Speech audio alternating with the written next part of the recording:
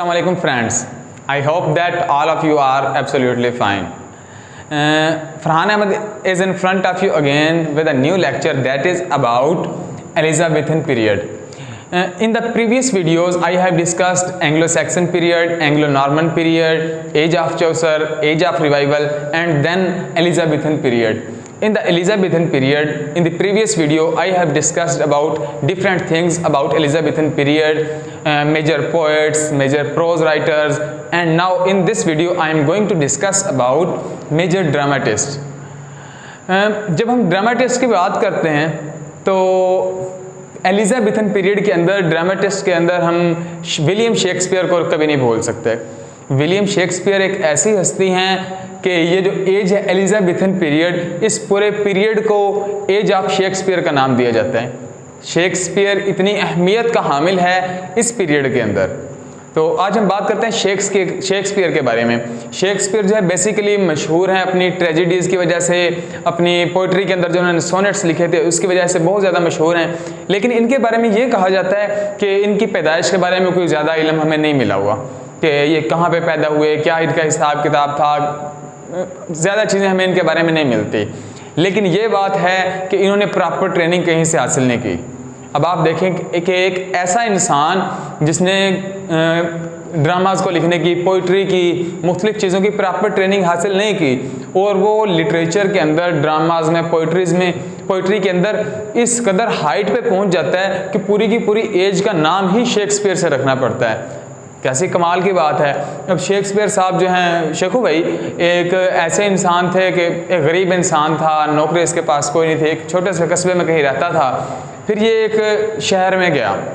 William Shakespeare जो है ये एक शहर में गए, वहाँ पे कोई भी छोटी मोटी जॉब मिल जाए, ज़िंदगी का गुजारा हो जाए किसी तरह से, तो इस सिलसिले में ये वहाँ पे शहर गए। लेकिन शहर में जाके फिर इनको क्या क्या रुतबे मिले, क्या क्या इनकी शान बुलंद हुई, क्या कमाल के इन्होंने वर्क्स लिखे, वो एक आम चीज़ नहीं है, बहुत बड़ी बात है। बेशक हम ये कह सकते हैं कि ये पढ़े लिखे नहीं थे, इन्होंने बाकायदा तालीम हासिल नहीं की, लेकिन ये हम यकीनी तौर पे कह सकते हैं कि इन्होंने पहले एज एक्टर के तौर पे एज एक्टर काम किया होगा, फिर जो इन्होंने प्लेज लिखे रिवाइज़र ऑफ प्लेज के तौर पे काम किया होगा, फिर एक इंडिपेंडेंट ड्रामेटिस्ट ये बने होंगे। बेशक इस चीज़ में कोई शक नहीं है कि गॉड गिफ्टेड थे, उनके अंदर इंटेलिजेंस जो है वो कूट कूट के भरी हुई थी। लेकिन सिर्फ इंटेलिजेंस काफ़ी नहीं होती, यकीनन उन्होंने बहुत ज़्यादा हार्ड वर्क भी किया होगा इस हाइट तक पहुंचने के लिए। तो हम बात करते हैं अब विलियम शेक्सपियर के कुछ वर्क्स के बारे में। तो इनके जो वर्क्स हैं बेसिकली उनको 4 हिस्सों में डिवाइड किया जाता है। जो पहला हिस्सा है उसको हम कह देते हैं अर्ली एक्सपेरिमेंटल वर्क्स।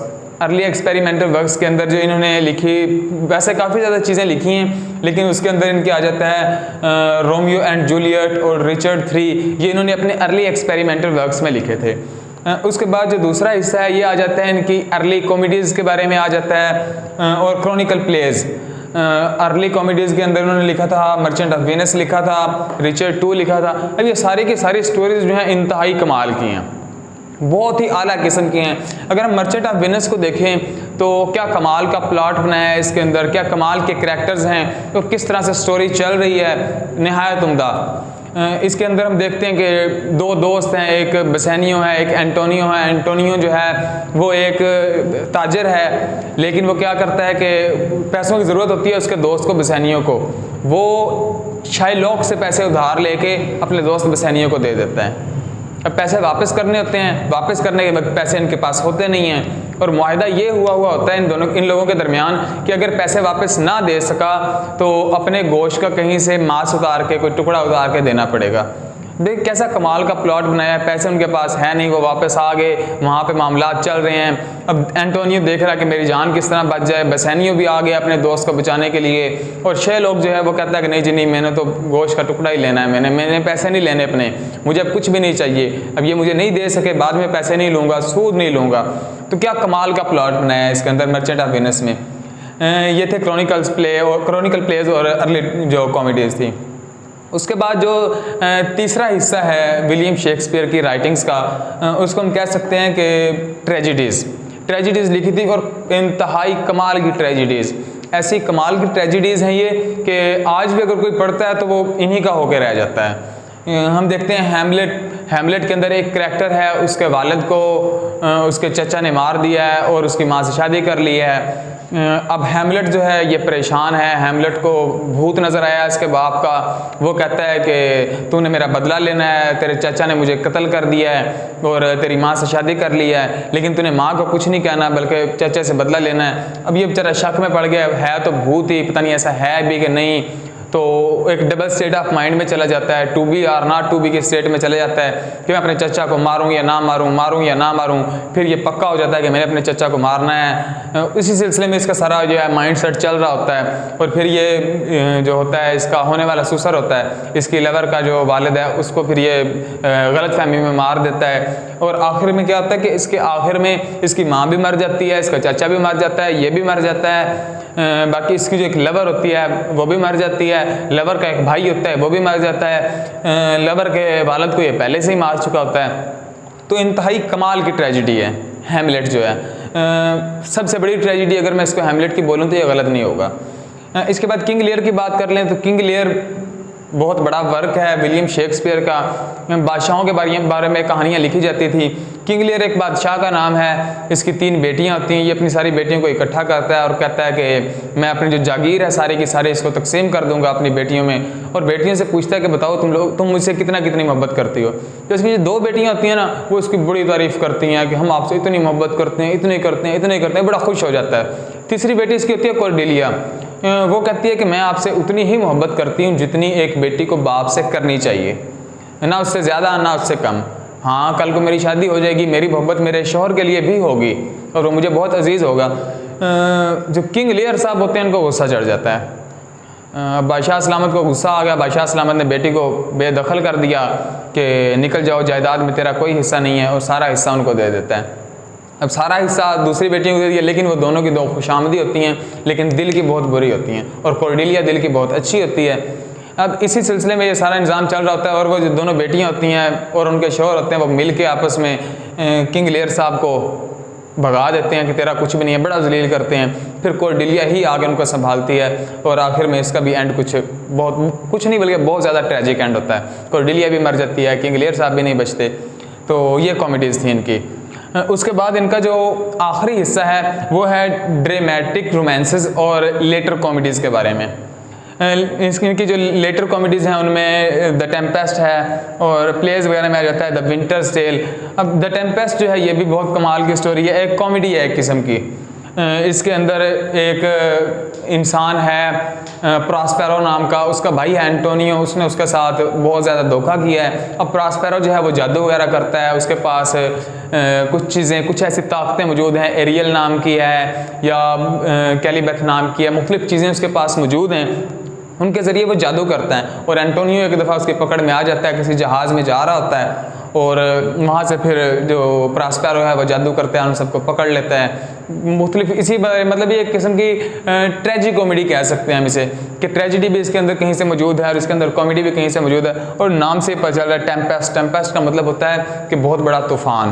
तो इसके अंदर तूफ़ान के बारे में ये मतलब ना अपनी ताकत के ज़रिए जो तूफ़ान है उसको खड़ा कर देता है। तो अभी विलियम शेक्सपियर के बारे में ये सब काफ़ी तो नहीं है, लेकिन due to crunch of time हमें आगे बढ़ना है और बात करनी है मुख्तलिफ चीज़ों के बारे में। हम बात करेंगे यूनिवर्सिटी विट्स के बारे में, तो इसलिए विलियम शेक्सपियर के लिए इतना ही। तो अब बात करते हैं हम यूनिवर्सिटी विट्स के बारे में, क्योंकि यूनिवर्सिटी विट्स जो थे बेसिकली ये भी ड्रामेटिस्ट ही थे। जिस तरह नाम से पता चल रहा है यूनिवर्सिटी मतलब जो आम यूनिवर्सिटी होती है, कैम्ब्रिज, यूनिवर्सिटी ऑफ कैम्ब्रिज हो सकती है, ऑक्सफोर्ड यूनिवर्सिटी हो सकती है, हमारी यूनिवर्सिटी ऑफ सरगोदा भी हो सकती है, तो कोई भी यूनिवर्सिटी हो सकती है। मतलब यूनिवर्सिटी और विट्स का मतलब होता है समझदार जो लोग होते हैं, वेरी वाइज मैन, इंटेलिजेंट जो होते हैं। तो यूनिवर्सिटी विट्स यानी कि यूनिवर्सिटियों से पढ़े लिखे ऐसे लोग जो बहुत ज़्यादा ज़हीन थे। अब ये जो लोग हैं ये कोई आम इंसान नहीं थे, बल्कि इन्होंने बहुत कमाल का काम किया था लिटरेचर के अंदर, और ये सारे मौजूद थे एलिजाबेथन पीरियड के अंदर। और ये जितने भी लोग हैं इन्हों के जो वर्क्स थे इन्होंने शेक्सपियर को बहुत ज़्यादा मुतासर किया था। शेक्सपियर जो है इनसे बहुत ज़्यादा मुतासर हुआ था। ये सारे के सारे जो राइटर्स हैं, ड्रामेटिस्ट हैं, ये शेक्सपियर से पहले के हैं। मतलब इनसे बहुत ज़्यादा चीज़ें शेक्सपियर ने सीखी हैं और उनको फिर अपने ड्रामाज के अंदर, प्लेज के अंदर उसने उनको पब्लिश किया है, उनको उसने दिखाया है मुख्तलिफ तरीक़ों के ज़रिए। अब यूनिवर्सिटी विट्स जो है ये एक टर्म है जिसको एक भैया था, उसका नाम था सेंट्सबरी, उन्होंने इसको कॉइन किया था यूनिवर्सिटी विट्स को। मतलब जब ये लोग मौजूद थे उस वक्त इनको यूनिवर्सिटी विट्स नहीं कहा जाता था। इनके बाद एक भैया आया, उनका नाम था सेंट्सबरी, तो सेंट्सबरी ने इनको नाम दिया था यूनिवर्सिटी विट्स का। और इनके बारे में एक बात यह है कि ये जितने भी ये 7 हैं, 3, 6 और ये 7, John Lyly, George Peele, Thomas Lodge, उसके बाद है Robert Greene, Thomas Nashe, Christopher Marlowe और थॉमस किड। ये 7 जो लोग हैं, इन 7 के आपस में एक दूसरे के साथ बड़े अच्छे ताल्लुकात थे।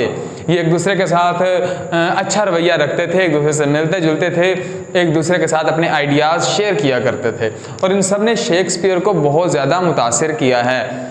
उसके बाद एक बात मैं आपको ये बता दूं कि ये जो 3 लोग हैं, John Lyly, George Peele, Thomas laws, ये तीनों के 3 ऑक्सफोर्ड यूनिवर्सिटी से पढ़े थे। और उसके बाद जो ये 3 लोग हैं, रॉबर्ट ग्रीन, थॉमस नैश और क्रिस्टोफर मार्लो, ये तीनों पढ़े थे कैम्ब्रिज यूनिवर्सिटी से। और ये जो एक हैं थॉमस किड, ये दोनों में से किसी भी यूनिवर्सिटी से नहीं पढ़े थे, लेकिन इनको यूनिवर्सिटी विट्स के अंदर शामिल किया जाता है।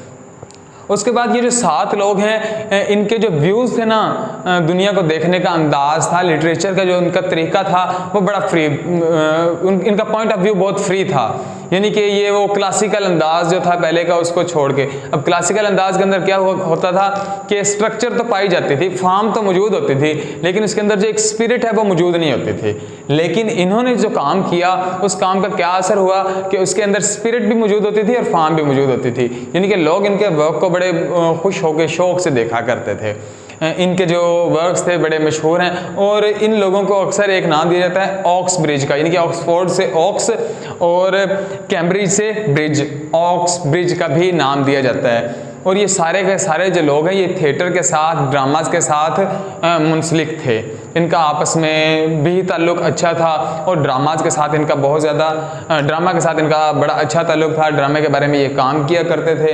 इन्होंने शेक्सपियर को बहुत मुतासिर किया। शेक्सपियर ने इनसे मुतासिर होकर बहुत सी चीज़ें लिखी, जिनमें एक बड़ा फेमस नेम है क्रिस्टोफर मार्लो का। इनके बहुत से प्लेस जो हैं बड़े फेमस हैं, जिसमें एक डॉक्टर फास्टस है, उसके बाद एक है ज्यू ऑफ माल्टा है। ये 2 बड़े इनके फेमस प्लेस हैं दोनों। और शेक्सपियर ने इनसे बहुत कुछ सीखा है। इनकी उम्र बहुत छोटी थी जब ये गुजर गए, जब ये मर गए। कहते हैं अगर ये ज़िंदा रहते तो ये शेक्सपियर से भी आगे बढ़ जाते, लेकिन इनकी उम्र थोड़ी सी छोटी उम्र में ही ये मर गए थे, तो इस वजह से ये ज़्यादा आगे नहीं आ सके क्रिस्टोफर मार्लो। अदरवाइज़ कहा जाता है कि if there is no Christopher Marlowe there is no Shakespeare. तो शेक्सपियर ने क्रिस्टोफर मार्लो से बहुत ज़्यादा चीज़ें सीखी थी। एलिज़ाबेथन पीरियड के अंदर इतना ही। इंशाल्लाह फिर हम अगली वीडियो में डिस्कस करेंगे जो आने वाली एजेस हैं। आपसे एक रिक्वेस्ट ये है कि हमारे चैनल को लाइक, शेयर और सब्सक्राइब करना मत भूलिए। चीज़ों में खामियां रह जाती हैं, हमें बताएं, हम इंशाल्लाह कोशिश करेंगे कि हम उनको ख़ुद भी क्लियर करें। और अगर आपके पास कोई सवालात मौजूद हों तो ज़रूर पूछिए। अल्लाह हाफ़िज़।